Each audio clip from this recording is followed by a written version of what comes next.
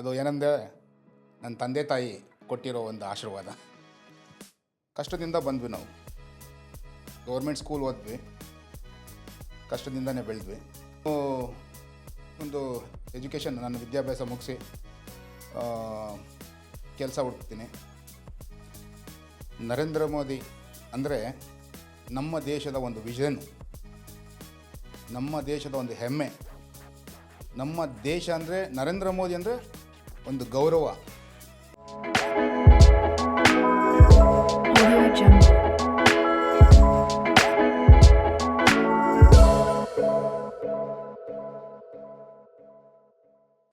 So, welcome to another episode of GBH Podcast. I am your host Shyam Jayaprakash, and today we have a very, very special guest in our studio. It's none other than Chinnappa Garu. So, Chinnappa Raju, South Indian President, Narendra Modi Army, Chairman of Divyang Cricket, Central Board of India, Karnataka Chapter, President, Veterans India, Karnataka Chapter. Sir, it's a pleasure to have you in the studio with us. It's my pleasure to sit and have this conversation with you. So, thank you for your time. Thank you for being here. Thank you. So first of all, I would say welcome to our GBH podcast studio and welcome to Dubai. How has been Dubai for you? You have been here for 2 days. So Dubai ತುಂಬ ಇಷ್ಟ ಆಯಿತು yeah, ನನಗೆ. Dubai ಬರಬೇಕಂತೇಳಿ ತುಂಬ ದಿವಸದಿಂದ ಆಸೆ ಇತ್ತು. ನನ್ನ ತಮ್ಮ ಅಬ್ಬಾಸು ಆ ಆಸೆ ನಿಜವಾಗ್ಲೂ ನನಗೊಂದು ಈಡೇರಿಸ್ಕೊಟ್ಟಿದ್ದಾರೆ. ತುಂಬ ಸಂತೋಷ ಆಗುತ್ತೆ. nice. Sir, I want to tell you something. You look super fit, super stylish, sir. Thank you.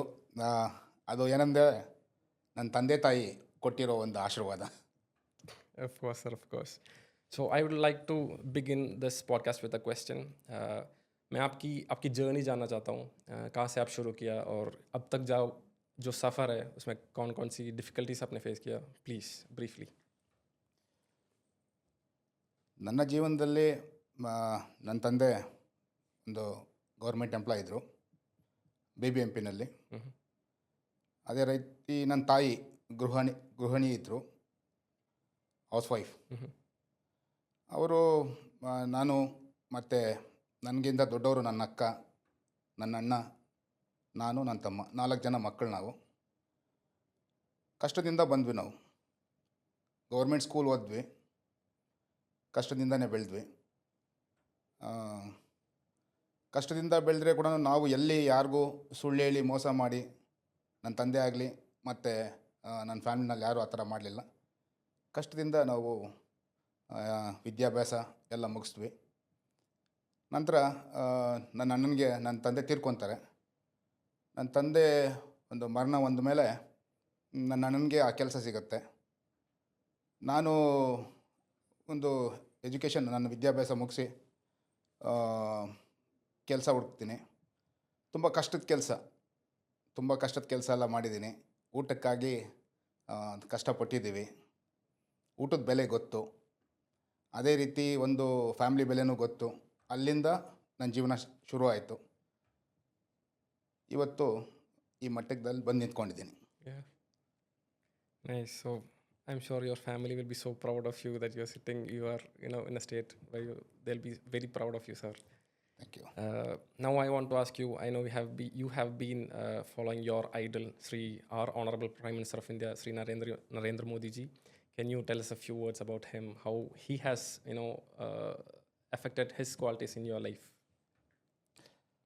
Narendra Modi ಅಂದರೆ ನಮ್ಮ ದೇಶದ ಒಂದು ವಿಷನ್, ನಮ್ಮ ದೇಶದ ಒಂದು ಹೆಮ್ಮೆ. ನಮ್ಮ ದೇಶ ಅಂದರೆ ನರೇಂದ್ರ ಮೋದಿ ಅಂದರೆ ಒಂದು ಗೌರವ. ನಿಜವಾಗ್ಲೂ ನಮಗೆಲ್ಲ ಆ ಥರ ಒಂದು ಪ್ರಧಾನಮಂತ್ರಿ ಸಿಕ್ಕಿದಾರಂದರೆ ನಾವೆಲ್ಲ ತುಂಬ ಹೆಮ್ಮೆಯಿಂದ ಹೇಳ್ಕೊಬೋದು, ಹೆಮ್ಮೆಯಿಂದ ಬದುಕ್ಬೋದು, ಗೌರವದಿಂದ ಇರ್ಬೋದು, ಒಂದು ಸುರಕ್ಷತೆಯಿಂದ ನಮ್ಮ ದೇಶದಲ್ಲಿ ನಾವು ಇದ್ದೀವಿ ಇವತ್ತು. ಯಾಕಂದರೆ because of our prime minister Shri Narendra Modi. ಅವರು ರಾತ್ರಿ ಹಗಲು ಏನೂ ಇಲ್ಲ, ಅವರಿಗೆ ಒಂದು ಸಂಸಾರ ಅನ್ನೋದು ಇಲ್ಲ. ಆದರೆ ಅವರು ಈ ದೇಶದ 145 ಕೋಟಿ ಜನಕ್ಕೆ ನಿಜವಾಗ್ಲೂ ಅವ್ರು ಮಾಡ್ತಾರಂಥ ಸೇವೆ. ಒಂದು ಕಾಲದಲ್ಲಿ ರಾಮರಿದ್ದರು, ಆ ಸ್ಥಾನನ ಇವತ್ತು ನಮ್ಮ ನರೇಂದ್ರ ಮೋದಿಯವರು ನಮ್ಮ ದೇಶಕ್ಕೆ ಕೊಡ್ತಾ ಇದ್ದಾರೆ. ವಿಶ್ವದಲ್ಲೇ ಅತಿ ಶೀಘ್ರದಲ್ಲಿ ವಿಶ್ವದ ನಂಬರ್ 1 ಗುರು ಆಗ್ತಾರೆ ನಮ್ಮ ನರೇಂದ್ರ ಮೋದಿಜಿಯವರು. ಯಾಕಂದರೆ ಅವರು ತುಂಬ ಕಷ್ಟದಿಂದ ಬಂದಂಥ ವ್ಯಕ್ತಿ. ಚಿಕ್ಕ ವಯಸ್ಸಿನಲ್ಲಿ ಅವ್ರಿಗೂ ತಿನ್ನಕ್ಕೆ ಊಟ ಇಲ್ದಿರ ಬೆಳೆದಂಥ ವ್ಯಕ್ತಿ. ಆ ಊಟ ಇಲ್ದಿರ ಯಾರು ಬೆಳೀತಾರೋ ಅವ್ರಿಗೆ ದೇಶದ ಜನದ ಒಂದು ಕಷ್ಟ, ಒಂದು ಹಸಿವು ಮತ್ತು ಒಂದು ಏನಾದರೂ ಒಂದು ಸಂಕಟ ಆಗ್ತಾಯಿದೆ ಅಂದರೆ ಗೊತ್ತಾಗುತ್ತೆ. ಅದೇ ಗೋಲ್ಡನ್ ಸ್ಪೂನು ಹೇಳ್ತಾರಲ್ಲ, ಗೋಲ್ಡನ್ ಸ್ಪೂನ್ ಅಂತ ಹುಟ್ಟಿದ್ರೆ ಅದೆಲ್ಲ ಬರೋದಿಲ್ಲ, ಗೊತ್ತಾಗೋದಿಲ್ಲ. ಒಂದು ಬಡವನ ಕಷ್ಟ ಇನ್ನೊಬ್ಬನ ಬಡವನಿಗೆ ಗೊತ್ತಾಗುತ್ತೆ, ಯಾಕಂದರೆ ಅವನು ಬಂದಿರೋ ದಾರಿ ಅದು. ಅದರಿಂದ ಅವರು ಆ ಜನರ ಕಷ್ಟನ ಖಂಡಿತವಾಗಲೂ ನಮ್ಮ ದೇಶದಲ್ಲಿ ಹೇಳ್ತಾಯಿದ್ರು, ತುಂಬ ಬಡವರ ದೇಶ ಅಂತ ಹೇಳ್ಬಿಟ್ಟು.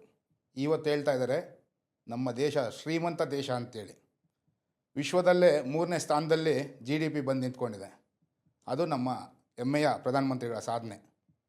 ತುಂಬ ನಮಗೆ ಆ ಥರ ಒಂದು ಪ್ರಧಾನಮಂತ್ರಿಗಳು ಇವತ್ತು ಒಂದು ಶೌಚಾಲಯ ಬಗ್ಗೆ ಮಾತಾಡ್ತಾರೆ. ಶೌಚಾಲಯ ತುಂಬ ಜನ ಹೆಣ್ಮಕ್ಳಿಗೆ ಗರ್ಭಿಣಿಯರು ಅವರು ಇವರು ಅಂತಿದ್ದಾಗ ತುಂಬ ನಾವು ಸಿಟಿನಲ್ಲಿ ಇರೋರಿಗೆ ಗೊತ್ತಾಗೋದಿಲ್ಲ ಆ ನೋವು. ಆದರೆ ಹಳ್ಳಿನಲ್ಲಿರುವಂಥ ಜನಗಳಿಗೆ ಖಂಡಿತವಾಗ್ಲೂ ಆ ನೋವು ಗೊತ್ತಾಗುತ್ತೆ. ಅವ್ರಿಗೆ ಆ ಒಂದು ಕಾನ್ಸೆಪ್ಟ್, ಈಗ ಒಂದು ಬಾತ್ರೂಮ್, ಒಂದು ಶೌಚಾಲಯ ಕಟ್ಸ್ಬೇಕಂತೇಳಿ ಏನಕ್ಕೆ ಬಂತಂತ ಗೊತ್ತಿಲ್ಲ, ಆದರೆ ನಿಜವಾಗ್ಲೂ ಆ ಒಂದು ಕೆಲಸವನ್ನು ಮಾಡಿದಾರಲ್ಲ, ಅದು ಎಷ್ಟೋ ಲಕ್ಷ ಕೋಟಿಗಳು ಹೆಣ್ಣು ಮಕ್ಕಳಿಗೆ ತುಂಬಾ ಅನುಕೂಲ ಆಗಿದೆ. ಯಾಕಂದರೆ ರಾತ್ರಿವರೆಗೂ ಕಾಯಬೇಕು ಒಂದು ಹೆಣ್ಮಗಳು ಶೌಚಾಲಯ ಹೋಗ್ಬೇಕಂದ್ರೆ. ಬೆಳಿಗ್ಗೆ ಬೆಳಕು ಬರೋ ಒಳಗಡೆ ಅವರು ಬಾತ್ರೂಮ್ಗೆ ಅಲ್ಲಿ ಇಲ್ಲಿ ಹೋಗ್ಬೇಕಾಗತ್ತೆ. ಅದೇ ರೀತಿ ಆ ಬೆಳಕಾದ್ಮೇಲೆ ಜನ ಓಡಾಡ್ತಾ ಇರ್ತಾರೆ. ಒಂದು ಹೆಣ್ಣುಮಗಳಿಗೆ ರೋಡ್ನಲ್ಲಿ ಇಲ್ಲ ಒಂದು ಕಾಡಲ್ಲಿ ಹೋಗಿ ಕುಂತ್ಕೊಂಡು ಶೌಚಾಲಯ ಮಾಡೋದು ತುಂಬ ಕಷ್ಟ, ಸಂಕಟ ಅನ್ನಿಸ್ತಾ ಇತ್ತು. ಆದರೆ ನಮ್ಮ ಪ್ರಧಾನಮಂತ್ರಿಗಳು ಇವತ್ತು ಕೋಟ್ಯಾಂತರ ಒಂದು ಬಾತ್ರೂಮ್ಗಳನ್ನ ಮಾಡಿಸ್ಕೊಟ್ಟು ಆ ಹೆಣ್ಣುಮಕ್ಕಳು ಸುರಕ್ಷಿತವಾಗಿ ಇರಲಿ ಅಂತೇಳಿ ನಮ್ಮ ದೇಶದಲ್ಲಿ ಮಾಡಿಕೊಟ್ಟಿದ್ದಾರೆ. ತುಂಬಾ ಈ ಥರ ಒಂದೊಂದು ಹೇಳ್ಬೇಕಂದ್ರೆ ತುಂಬಾ ಇದೆ. ಅವ್ರ ಬಗ್ಗೆ ಹೇಳ್ಬೇಕಂದ್ರೆ ನಮ್ಮ 145 ಕೋಟಿ ಭಾರತೀಯರಿಗೆ ಆ ಥರ ಒಂದು ಪ್ರಧಾನಮಂತ್ರಿ ಸಿಕ್ಕಿದ್ದಾರೆ. ಹೆಣ್ಣು ಮಕ್ಕಳಿಗೆ ಒಂದು ಅಣ್ಣ ಸ್ಥಾನದಲ್ಲಿ, ಒಂದು ತಂದೆ ಸ್ಥಾನದಲ್ಲಿ, ಒಂದು ಗುರು ಸ್ಥಾನದಲ್ಲಿ ಇವತ್ತು ನಿಂತ್ಕೊಂಡು ಯಾವುದೇ ಸಬ್ಕಾ ಸಾಥ್ ಸಬ್ಕಾ ವಿಕಾಸ್ ಅಂತೇಳಿ ಯಾವುದೇ ಜಾತಿ ಭೇದ ಧರ್ಮ ಯಾವುದು ಇಲ್ದಿರ ಎಲ್ಲ ರಾಜ್ಯಗಳು ನಂದೇ ಅಂಥೇಳಿ ಎಲ್ರಿಗೂ ಒಂದೇ ಸಮಾನತೆಯಿಂದ ನೋಡೋಂಥ ಒಂದು ಪ್ರಧಾನಮಂತ್ರಿ ಸಿಕ್ಕಿದ್ದಾರೆ. ನಿಜವಾಗ್ಲೂ ನಮ್ಮ ಹೆಮ್ಮೆ ಅವರು. Yes, I'm sure everybody here will be feeling the same. We are very proud of our Honorable Prime Minister, and I'm sure he'll be serving us as he is doing now. So, last question I want to conclude the session with: what advice do you want to give the younger generation जो सेवा में रहना चाहते हैं, start करना चाहेंगे? ನೋಡಿ, ನಾನು ಇವತ್ತಿನ ಒಂದು ಪೀಳಿಗೆಗಳಿಗೆ ಹೇಳೋದೇನಂತ ಹೇಳಿದ್ರೆ, ಯಂಗ್ ಜನ್ರೇಷನ್ಗೆ ಇವತ್ತು ನಮ್ಮ ದೇಶದಲ್ಲಿ ನಿಜವಾಗ್ಲೂ ಹೇಳಬೇಕಂದ್ರೆ ಈ ಥರ ಒಂದು ಪ್ರಧಾನಮಂತ್ರಿ ಸಿಕ್ಕಿರೋದ್ರಿಂದ ಎಲ್ಲ ಥರ ಅವಕಾಶಗಳು ನಮ್ಮ ದೇಶದಲ್ಲಿದೆ. ಮೇಕ್ ಇನ್ ಇಂಡಿಯಾ ಅಂತ ಹೇಳ್ಬಿಟ್ಟು ಮಾಡಿದ್ದಾರೆ. ಮೇಕ್ ಇನ್ ಇಂಡಿಯಾ ಆಗ್ಬೋದು. ಇವತ್ತು ನಮಗೆ ಯಾರೇ ಒಂದು ಲೋನು ಅಂತೇಳಿ ಹೋದಾಗ ಸಬ್ಸಿಡಿ ಲೋನುಗಳಿದ್ದಾವೆ. ಅದೇ ಥರ ಯಾವುದೇ ಒಂದು ಕಷ್ಟ ಇಲ್ಲ ಲೋನು ತೊಗೊಳಕ್ಕಂತೇಳಿ. ನಮ್ಮ ದೇಶದಲ್ಲಿ ಇವತ್ತು ಜಾಬ್ ಸೃಷ್ಟಿ ಮಾಡೋದಕ್ಕಂತೇಳಿ ಎಲ್ಲ ರೀತಿ ನಮ್ಮ ಪ್ರಧಾನಮಂತ್ರಿಗಳು ಮತ್ತು ಅವರ ತಂಡ ಎಲ್ಲ ರೀತಿ 24 ಗಂಟೆನೂ ಕಷ್ಟಪಡ್ತಾ ಇದೆ. ನಮ್ಮ ದೇಶ ನಂಬರ್ 1 ಆಗಬೇಕು ಅಂತೇಳಿ. ಅದರಿಂದ ಇವತ್ತು ಜನ್ರೇಷನ್ ಮಕ್ಕಳಿಗೆ ನಾನು ಹೇಳೋದು, ಇವತ್ತು ಮೊಬೈಲಲ್ಲಿ ಕುಂತ್ಕೊಂಡು ಗೇಮ್ಸು ಅದು ಇದು ಅನ್ನೋ ಆಡೋದು ಬಿಟ್ಟು ನಿಜವಾದ ಒಂದು ದೇಶ ಅಂದರೆ ಏನು ಅಂತ ತಿಳ್ಕೊಳ್ಳಿ. ಬುಕ್ಕುಗಳು ಓದಿ. ಬುಕ್ಕುಗಳಲ್ಲಿ ಓದಿದಾಗ ನಿಮಗೆ ಖಂಡಿತವಾಗ್ಲೂ ಅದು ನಮ್ಮ ದೇಶ ಅಂದರೆ ಗೌರವ ಗೊತ್ತಾಗುತ್ತೆ. ಯಾಕಂದರೆ ಇವತ್ತು ನಾವು ಯಾವುದೋ ಒಂದು ಗೂಗಲಲ್ಲಿ ಆಗ್ಬೋದು, ಇಲ್ಲ ಒಂದು ವಾಟ್ಸಾಪು ಇನ್ನೊಂದರಲ್ಲಿ ಹುಡುಕಿದ್ರೆ ನಮ್ಮ ದೇಶ ಗೌರವ ಗೊತ್ತಾಗೋದಿಲ್ಲ. ಅದೆಲ್ಲ ಯಾವ ಒಂದು ಗೂಗಲಲ್ಲೂ ಹಾಕೋದಿಲ್ಲ. ಅದು ಬಿಟ್ಟು ಬುಕ್ನಲ್ಲಿದ್ದಾವೆ. ಆ ಬುಕ್ಸು ನೀವು ಓದಿದಾಗ ನಿಮ್ಮ ಬುದ್ಧಿನೂ ಶಾರ್ಪ್ ಆಗುತ್ತೆ. ಅದೇ ರೀತಿ ನಿಮ್ಮ ಒಂದು ಆಲೋಚನೆಯೂ ಮುಂದಾಲೋಚನೆ ಆಗುತ್ತೆ. ಅದರಿಂದ ಇವತ್ತಿನ ಒಂದು ಯಂಗ್ ಜನ್ರೇಷನ್ ಅಂದರೆ ಇವತ್ತಿನ ಪೀಳಿಗೆಗಳಿಗೆ ಹೇಳೋದಿಷ್ಟೇ, ಖಂಡಿತವಾಗಲೂ ಚೆನ್ನಾಗಿ ಓದಿ, ನಮ್ಮ ದೇಶಕ್ಕಾಗಿ ಕಷ್ಟಪಡಿ, ನಮ್ಮ ದೇಶಕ್ಕಾಗಿ ಸೇವೆ ಮಾಡಿ. ಇನ್ನೊಬ್ಬರು ಮಾಡ್ತಾರಂತ ನೀವು ಆಲೋಚನೆ ಮಾಡಬೇಡಿ. ನೀವು ಏನು ಮಾಡ್ತೀರ ಅನ್ನೋದನ್ನು ಮಾತ್ರ ದೇಶಕ್ಕೆ ತೋರಿಸ್ಕೊಡಿ. ದೇಶಕ್ಕೆ ನೀವು ಏನು ಮಾಡ್ತೀರ ಅಂತ ಮುಂದಾದಾಗ ಖಂಡಿತವಾಗ್ಲೂ ಇವತ್ತು ನಿಮಗೆ ದೇಶ ಬೆನ್ನು ತಟ್ಟೋದಕ್ಕೆ ನಿಮ್ಮ ಹಿಂದ್ಗಡೆ ದೇಶ ಕಾಯ್ತಾ ಇದೆ. ನೀವು ಮುಂದೆ ಹೋಗ್ಬೇಕಷ್ಟೇ. ನಿಮಗೆ ಯಾವುದೇ ಒಂದು ರೀತಿಯಲ್ಲಿ ವಿಧಾನದಲ್ಲಿ ನಿಮಗೆ ಖಂಡಿತವಾಗ್ಲೂ ಬೆನ್ನು ತಟ್ಟೋದಕ್ಕೆ ನಮ್ಮ ದೇಶ ಭಾರತ ದೇಶ ನಿಮ್ಗಾಗಿ ಕಾಯ್ತಾ ಇದೆ. ವಿದ್ಯಾಭ್ಯಾಸ ಮಾಡಿದ್ದೀನಿ, ನಾನು ಇದೇ ಕೆಲಸ ಮಾಡಬೇಕು, ಹಿಂಗೇ ಇರಬೇಕು. ಈಗ ವಿದ್ಯಾಭ್ಯಾಸ ಮಾಡ್ತಾ ಇದ್ದೀವಿ, ಎಲ್ಲರಿಗೂ ಒಂದೇ ಬುಕ್ಸ್ನಲ್ಲಿ ಏನಿದು ಅದನ್ನೇ ಓದ್ತಾ ಇದ್ದೀವಿ. ಬಟ್ ಆದರೆ ನಿಮ್ಮ ಒಂದು ಟ್ಯಾಲೆಂಟ್ನ ಹೊರಗಡೆ ತನ್ನಿ.